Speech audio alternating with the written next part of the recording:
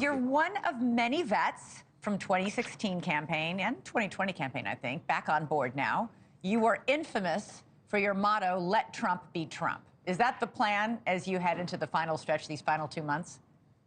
Well, Elizabeth, my plan when I have the opportunity to spend time with President Trump is to do exactly what we did in 2016, which is give him the opportunity to go directly to the American people and tell them what he wants to accomplish for this great country. He now has a proven record of accomplishments. 4 years in the White House, our country was safer, the world was more secure, we had lower unemployment, we had better gas prices, we didn't have the economic calamity that we're now facing.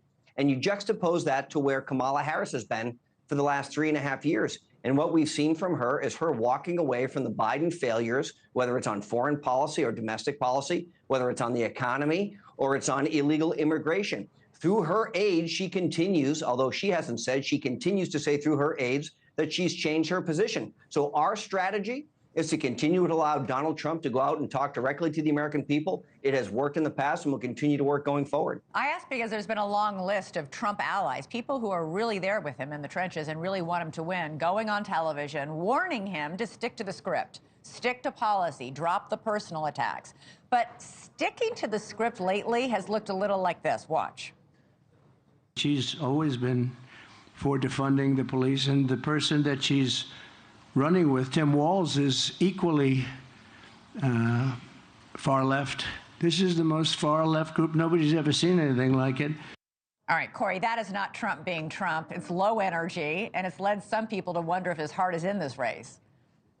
Well, listen, Elizabeth, I had the chance to travel with the president last week. We did 5 states, including culminating in a massive rally in Glendale, Arizona, where we announced that Robert F. Kennedy Jr. endorsed Donald Trump. That venue had over 20,000 people inside it. It was probably, and I've been to hundreds of these rallies, the most high energy event I have seen in at least half a dozen years, if not more. It was incredible. And then we flew back on the plane. Donald Trump stayed up on that plane all night long. We didn't land until 2:30 in the morning. He was back to work at 7 a.m. That's the Donald Trump that I saw in 2016. And that's the energy that he continues to bring to this campaign. Donald Trump is continuing, starting once again tomorrow, to do multiple events a day in the battleground states, all while Kamala Harris decides to leisurely do a bus tour through the state of Georgia and avoid the media. So when you look at the opportunities where Donald Trump has talked directly to the media 29 times since Kamala Harris has been the presumptive nominee, to her 0, and the number of times he's been on the campaign trail in the battleground states that we have traveled to compared to hers, which is, I think we've been in seven battleground states. She's now been in 1 since she's been the presumptive nominee. There is a clear difference here in who has the energy, and that energy is with Donald Trump. I think she might have been in more battleground states, but that aside, she is about to finally do her first interview tomorrow on CNN with Tim Walz by her side. What are you looking for in that?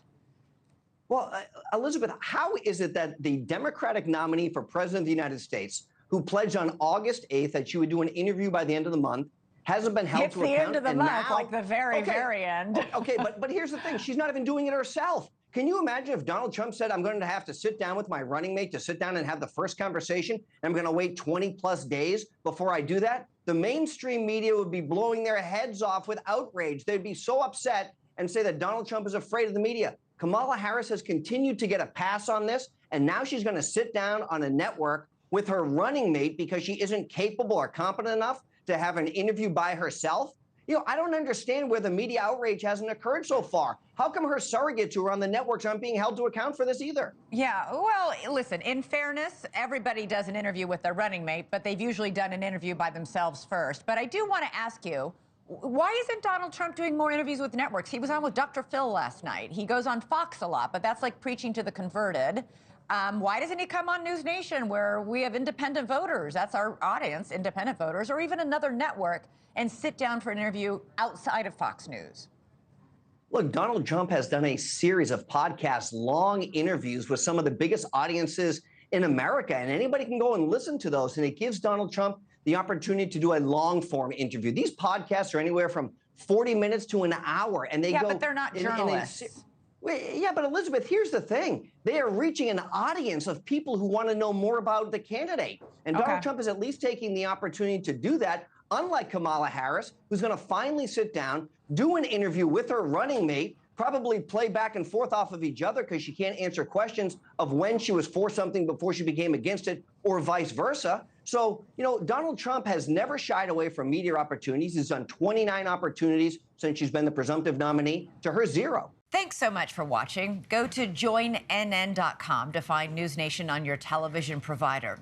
And don't forget to click the red subscribe button below to get more of NewsNation's fact-driven, unbiased coverage.